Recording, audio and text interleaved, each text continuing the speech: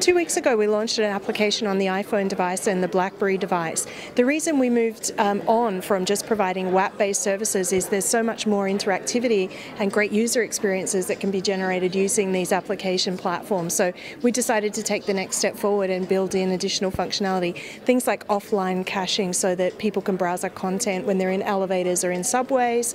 Things like a better pictures experience that allows people to browse the news using a mosaic of pictures from the day. Increased use of video, data, portfolios and watch lists and that kind of functionality, which you just simply can't do very well without using the applications. I think the applications in general are changing the game in terms of the volume of content people can consume. We've found that with some of these applications, the individual items of content that people are consuming are up 10 or even 100-fold on what they are through a WAP browsing experience. So it changes both the ability to quickly navigate and to quickly consume large amounts of content, as well as the way that you might organize or save or share that content as well. You know, here we saw just a presentation from Nokia. What is the, what do you think of the new device? What do you think of the opportunities or what are you doing with Nokia and the new operating system? We've had a very long-standing relationship with Nokia. We work very closely with them, particularly in Europe. We've participated in a number of their R&D projects, particularly in recent times what's been dubbed the Mojo experiment, mobile journalism, where we worked closely with Nokia to help them refine the video capture, uploading, editing software that's inbuilt into their forthcoming devices. And it's been a fabulous learning experience for both organizations. We've been able to share with them some of the workflow issues that make the technology that much more usable, and they've been able to share with us some of the directions in terms of the technical capabilities that we've been able to develop for.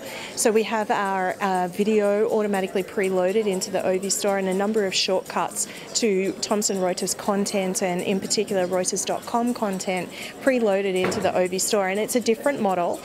You know, the Ovi store allows not only full applications but RSS content to be accessible, and that's a big difference. So it's really important to us to be working with a broad range of partners, Nokia, RIM, Apple, Google, to really understand the strengths and the opportunities of all of these different platforms so we can ensure that we stay ahead of what consumer demand is. Very good. What do you think about the new device? What were your impressions that you saw on stage? I think it's fabulous. I think it's certainly feature-packed. There is certainly, you know, a lot of capabilities built in there. And what I really admire about Nokia is their ability to transcend the literal capabilities of the technology and really think about what the user experience is. And there are other technology companies who are also very good at that. But I think Nokia, particularly in the US marketplace, hasn't necessarily had a profile that matches their expertise. And I'm looking forward to seeing them penetrate this marketplace more strongly.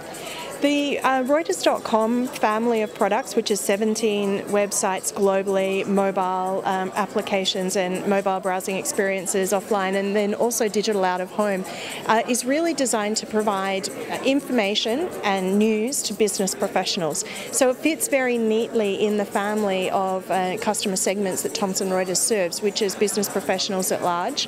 And our goal is to really provide a broader proposition to business professionals and then allow them to dig into deep niche verticals of high value content that Thomson Reuters is particularly well placed to provide.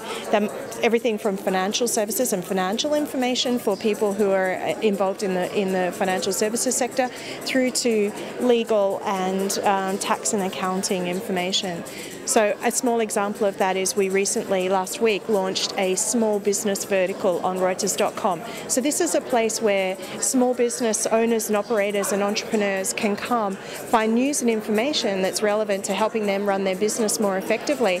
And in addition to that, we've provided a series of reference informations from our colleagues in Find Law in the legal division that helps people think through some of the legal issues and some of the business startup issues that face entrepreneurs around how to hire staff, how to write contracts, how to lease space, how to prepare a business plan, how to deal with your tax accountant or your bank manager.